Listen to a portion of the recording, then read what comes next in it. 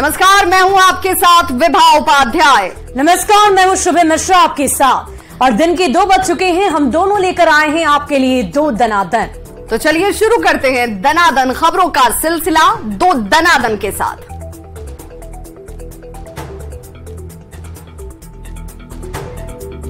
और बुलेटिन की शुरुआत करेंगे बिहार की बड़ी राजनीतिक खबर के साथ। केंद्रीय ग्रामीण विकास मंत्री गिरिराज सिंह ने बेगूसराय हिंसा को लेकर बिहार सरकार पर बहुत बड़ा आरोप लगाया है। गिरिराज ने कहा कि बिहार में तुगलकी सरकार चल रही है, वोट बैंक की राजनीति और तुष्टीकरण हावी हो चुका है, हिंदुओं की भावनाओं को आहत किया जा रहा है और निर्दोष लोगों को जेल भेजा जा रहा है। सुनिए उनका बयान। हिंदुओं को मारे पीटे और केस में भी फंसाए, ठीक है, तुगलकी सरकार है, जो मन हो सो करे। समय एक साथ नहीं रहता है। हम भी जब आएगा समय तो देखा जाएगा। हिंदुओं को मारे पीटे और केस में भी फंसाए, ठीक है, तुगलकी सरकार है, जो मन हो सो करे। समय एक साथ नहीं रहता है। हम भी जब आएगा समय तो देखा जाएगा। तो वहीं जेडीयू के राष्ट्रीय अध्यक्ष ललन सिंह ने गिरिराज सिंह के बयान पर पलटवार किया है। ललन सिंह ने कहा कि सांप्रदायिक सौहार्द बिगाड़ने वालों को नीतीश कुचल डालते हैं। आपको वो बयान सुनाते हैं। बिगाड़ने का बैलेंस बिहार में जब से नीतीश कुमार जी की सरकार है तब से बिहार में सांप्रदायिक सद्भाव है, सामाजिक सद्भाव है। सांप्रदायिक सद्भाव बिगाड़ने का प्रयास वो करते हैं, जिसको मुख्यमंत्री नीतीश कुमार जी पूरी ताकत से उसको कुचल देने का काम करते हैं। और अगली खबर आपको बिहार के पूर्णिया से बताएं, जहां चंपा नगर में 2 समुदायों के बीच तनाव की स्थिति पैदा हो गई है और इस तनाव की वजह से एक फेसबुक पोस्ट है। दरअसल फेसबुक पर इजराइल हमास युद्ध को लेकर एक पोस्ट किया गया, जिसके बाद तनावपूर्ण स्थिति हो गई। आक्रोशित लोगों ने बाजार को बंद करा दिया और रोड जाम कर जमकर प्रदर्शन किया। लोगों ने टायर जलाकर प्रशासन के खिलाफ प्रदर्शन किया और प्रशासन पर एक पक्षीय कार्रवाई का आरोप लगाया गया। इधर पुलिस लोगों को समझाकर मामले को शांत कराने की कोशिश में जुटी हुई है। और इस बीच बड़ी खबर राजधानी रांची से आ रही है, जहां रांची के नामकुम इलाके में बहुत जोरदार विस्फोट हुआ है। इस विस्फोट में एक युवक संजय जख्मी हो गया है। ब्लास्ट इतना जोरदार था कि आसपास के घरों को भी काफी नुकसान पहुंचा है। ब्लास्ट के बगल वाले घर के सारे शीशे टूटकर बिखर गए। हालांकि विस्फोट कैसे हुआ, इसकी जांच के लिए पुलिस मामले की तहकीकात में जुटी हुई है।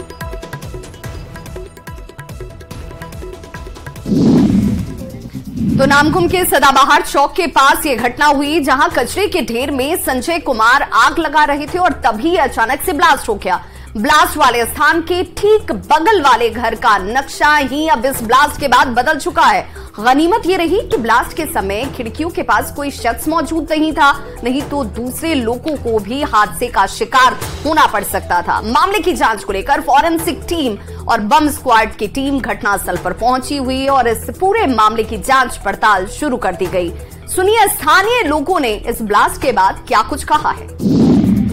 और मुझे मालूम नहीं थी, मैं गई थी हॉस्पिटल दिखाने के लिए। हमारी बच्ची ने फोन करके बताया था कि मम्मी यहाँ पर पूरा घर का शीशा टूटा हुआ है कह के। फिर हम लोग वहाँ से चले। कैसे, क्या पता चला? पता नहीं वो क्या बोली, मम्मी बहुत जोर से आवाज आया और कोई साइड में आग लग रहा था, क्या लग रहा था, और उसी टाइम में आवाज आया। उसके बाद देख रहे पूरा शीशा टूटा हुआ है हमारा।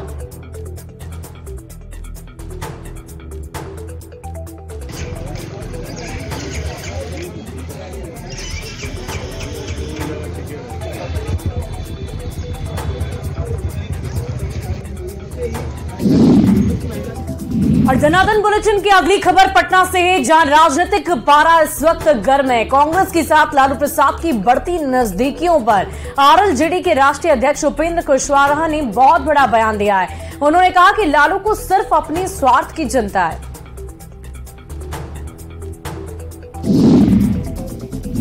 उपेंद्र कुशवाहा ने कहा कि तत्काल राजनीतिक लाभ लेने के मकसद से लालू प्रसाद ऐसा कुछ कर रहे हैं। लालू की विचारधारा रसातल में जाए, उनको बस आम लोगों से कोई मतलब ही नहीं है। लालू को सिर्फ अगर किसी चीज से मतलब है तो वो अपनी स्वार्थ की चिंता कर रहे हैं। लालू इस बात की चिंता में डूबे हैं कि वो अपनी राजनीति को आखिर कैसे आगे बढ़ाएं।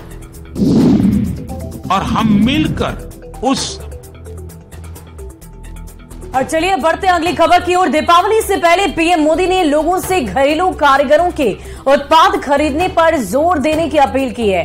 साथ ही उन्होंने दिल्ली में बनने वाले अमृत वाटिका की भी जानकारी देशवासियों को दी।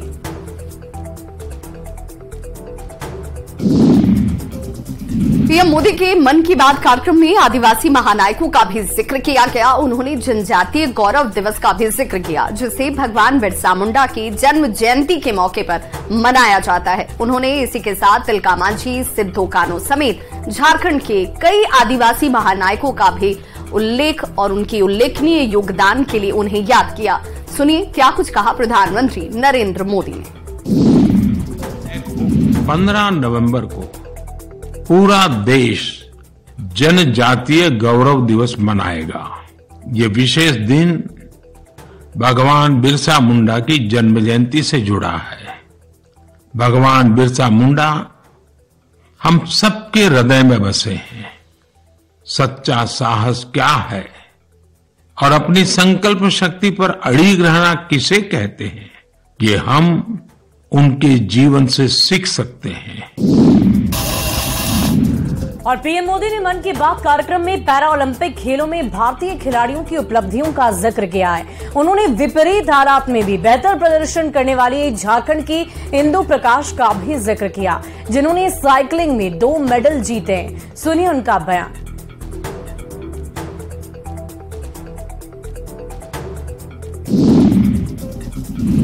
इस मौसम में, इस समय देश में स्पोर्ट्स का भी परचम लहरा रहा है।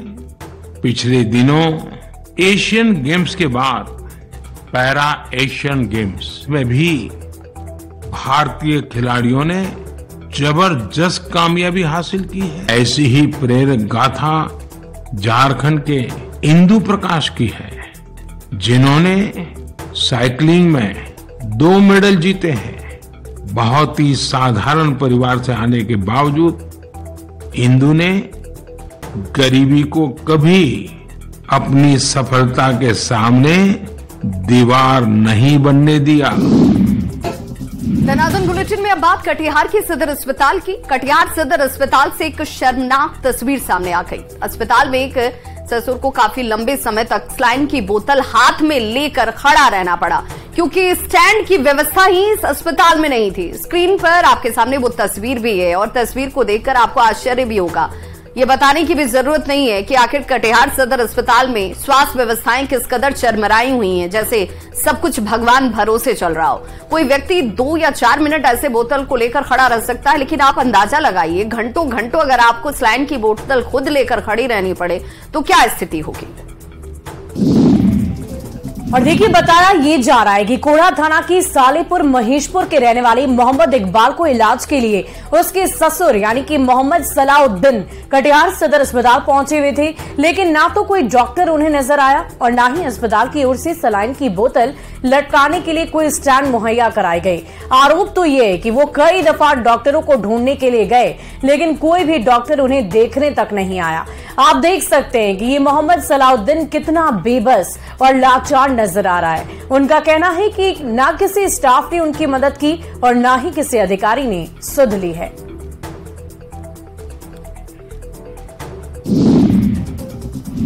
अगली खबर का रुख करेंगे। खबर शिक्षकों से जुड़ी हुई है। बिहार में अब सरकार शिक्षकों को आवास मुहैया कराने वाली है। जी हां, आपको बता दें कि बिहार ऐसा पहला राज्य होगा जहां शिक्षकों को आवास सरकार की तरफ से दिए जाएंगे। नए आदेश के अनुसार सरकार शिक्षकों को एचआरए देने की जगह अब सीधे मकान मालिक को इसका भुगतान करेगी। इस योजना के लिए सरकार पंचायत से लेकर प्रखंड और फिर जिला मुख्यालय तक लीज पर मकान लेने वाली है। इसे लेकर विज्ञापन भी निकाला गया है। इच्छुक मकान मालिक रियल एस्टेट और फर्म से जुड़े हुए बहुमंजिला इमारत बनाने को लेकर प्रस्ताव मांगा गया है। और 4 नवंबर तक शिक्षा विभाग पर इसके लिए अप्लाई भी किया जा सकता है। प्रस्ताव मिलने के बाद सरकार प्रस्ताव देने वाले लोगों के साथ एक अहम बैठक करेगी और उसके बाद अहम फैसले लिए जाएंगे। साथ ही साथ ये भी आपको बता दें कि स्कूल के आसपास ही सरकारी इमारत और भवन में रहने की सुविधा शिक्षकों को दी जाएगी। फिलहाल हर साल शिक्षकों के वेतन पर 33,000 करोड़ रुपए खर्च किए जाते हैं, जिसमें 8% HRA का होता है, यानी कि कुल 2500 करोड़। बाप को बता दें कि सरकार की नई योजना के तहत कुल 5,20,000 शिक्षकों को आवास की सुविधा मिलेगी। और शिक्षा विभाग से जुड़ी एक और अच्छी और बड़ी खबर की बात कर लें। बीपीएससी 67वीं के फाइनल का रिजल्ट आ चुका है और इस बार बाढ़ के अमन आनंद टॉपर बने हैं, जबकि टॉप 5 में 4 लड़कियों ने अपना स्थान बनाया है। दूसरे नंबर पर निकिता कुमार हैं, तीसरे नंबर पर अंकिता चौधरी, चौथे नंबर पर अपेक्षा मोदी और 5वें नंबर पर सोनल सिंह ने अपनी जगह बनाई है। टॉप पर अमन आनंद पटना जिले के बाढ़ अनुमंडल के बिढ़ना पंचायत के रहने वाले हैं और फिलहाल मधुबनी में आरडीओ के पद पर कार्यरत हैं। अमन की सफलता के बाद घर में उत्सव सा माहौल है। और टॉप अभ्यर्थियों में जहानाबाद की निकिता कुमारी ने भी अपनी जगह बनाई है। निकिता ने दूसरा स्थान हासिल कर लिया है और उन्हें बिहार प्रशासनिक सेवा में खास जगह मिली है। फिलहाल निकिता बिहार सरकार में ऑडिटर है और अपनी ट्रेनिंग लेने के लिए हैदराबाद में है। सुनिए निकिता ने अपनी सफलता पर क्या कुछ कहा। प्रिपरेशन करते रहे और 2, 3, 4 साल से ज्यादा इस जर्नी को टाइम ना दे और अगर दूसरे अपॉर्चुनिटीज को भी सर्च कर सकते, क्योंकि ज्यादा टाइम इस चीज पे डिपेंड रहना तो फिर वो फ्रस्ट्रेशन होने लगता है। तो मैं यही सजेस्ट करूंगी कि आप 1-2 साल अच्छे से प्रिपेयर करिए। अगर नहीं होता है तो फिर और भी ऑप्शंस हैं। और अगली खबर के लिए आपको लिए चलते हैं झारखंड के गढ़वा, जहां हाथियों ने वन विभाग की नाक में दम कर रखा है। चिनिया वन क्षेत्र के डोल बरवाडी के जंगली इलाके में पिछले 2 महीने से हाथियों का आतंक देखा जा रहा है। बीती रात डोल गांव में 35 हाथियों के झुंड ने हमला कर दिया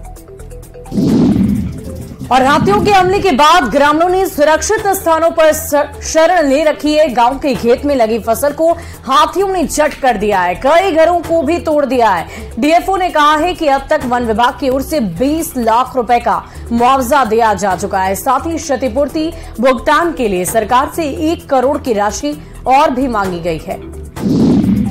गढ़वा में एक तरफ जहां हाथी का झुंड उत्पात मचा रहा है, वहीं वन विभाग के लिए खुशियां भी लेकर आया। जी हां, यहां के जंगलों में जमे हाथियों के झुंड में 7 हथनी ने 7 बच्चों को जन्म दिया है, जिसके बाद से ये हाथी 7 बच्चों को सुरक्षित रखने के लिए जिले के वन क्षेत्रों में यहां वहां घूमते नजर आए।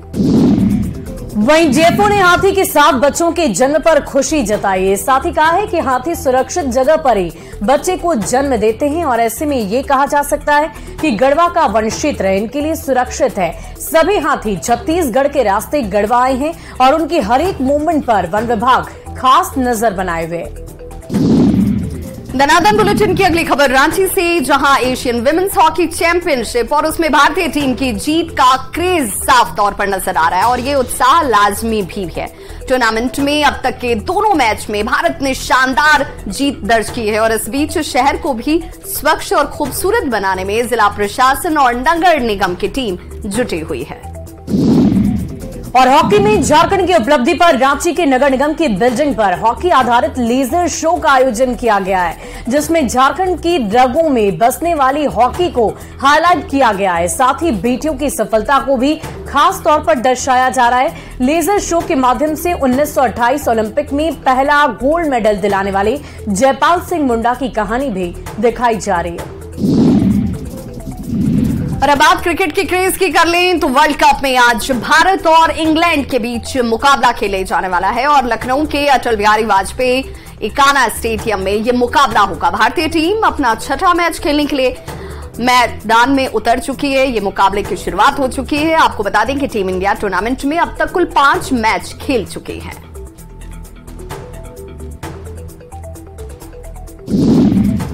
और इधर टीम इंडिया ने सभी मैचों में जीत दर्ज करते हुए 10 अंकों को जुटा लिया है, जबकि डिफेंडिंग चैंपियन होने के बावजूद इंग्लैंड अब तक सिर्फ 1 मैच जीत सकी है। मैच दोपहर 2 बजे से शुरू हो गया है। भारत इंग्लैंड के बीच इस मुकाबले में कांटे की टक्कर होने की उम्मीद की जा रही है और खेल प्रेमी इस मैच को देखने के लिए टकटकी लगाकर बैठे हुए हैं। और बढ़ते अब अगली खबर की ओर, जो उत्तर प्रदेश की फर्रुखाबाद से सामने आ रही है।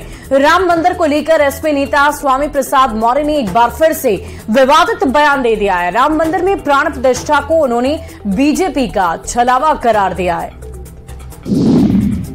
स्वामी प्रसाद मौर्य ने कहा कि हजारों साल पुराने मंदिर का उद्घाटन क्यों हो रहा है। उन्होंने यहां तक कह दिया कि राम जन्मभूमि पर पहले बुद्ध विहार था। सुनिए स्वामी प्रसाद मौर्य ने क्या कुछ कहा है। छलावा है जिसका अस्तित्व हजारों साल से बना आ रहा है। करोड़ों लोग जिसके अनुयायी हैं, जो करोड़ों लोग जिसे भगवान मानते हैं, आराध्य मानते हैं, पूज्य मानते हैं, उनमें आस्था व्यक्त करते हैं, तो अब उसमें प्राण प्रतिष्ठा किया। इसमें कोई दोहरा नहीं कि वहां पहले बुद्ध विहार था। भगवान बुद्ध कई वर्षावास वहां भी किए। और चलिए अब आपको सीधे लिए चलते हैं छत्तीसगढ़, जहां राहुल गांधी ने चुनावी दौरा किया है। इस दौरान भानु प्रतापपुर में राहुल गांधी ने 2 ऐसे बड़े ऐलान कर दिए जिसकी बदौलत पार्टी चुनावी मैदान मारने की आस लगाए बैठी है। राहुल गांधी ने दोबारा सरकार बनने पर स्कूल से लेकर कॉलेज तक की शिक्षा मुफ्त करने की घोषणा कर दी है। वहीं तेंदुपत्ता संग्राहकों को 2 की जगह 4,000 रुपए देने का ऐलान कर दिया है, जिसे सीएम भूपेश बघेल ने ट्वीट भी किया है। राहुल गांधी की चुनावी घोषणा पर बीजेपी नेता और पूर्व कानून मंत्री रविशंकर प्रसाद ने निशाना साधा है। उन्होंने कहा कि राहुल गांधी अब बयान बहादुर हो चुके हैं। राहुल गांधी से पूछना चाहिए कि उनकी 5 साल पुरानी घोषणाओं का आखिर क्या हुआ। छत्तीसगढ़ में पूंजी निवेश क्यों बंद हो गई। 200 फूड पार्क खोलने की बात कही गई थी और आज एक भी फूड पार्क दिखाई नहीं दे रहा। राहुल गांधी नई नई घोषणाओं की बात तो जरूर करते हैं, लेकिन पुरानी घोषणाओं का हिसाब आखिर वो जनता को कब देंगे।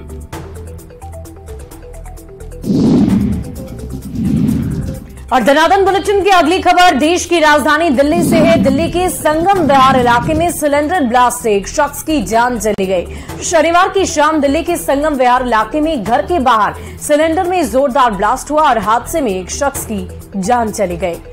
वहीं इस हादसे में 2 लोग गंभीर रूप से जख्मी हो गए हैं। घायलों में 6 साल की बच्ची भी शामिल है। दोनों को हॉस्पिटल में इलाज के लिए लाया गया और इस घटना का सीसीटीवी फुटेज भी सामने आया है, जिसमें दिख रहा है कि अचानक से जोरदार धमाका हुआ और गली से गुजर रहे 2 लोग इस हादसे के शिकार हो गए।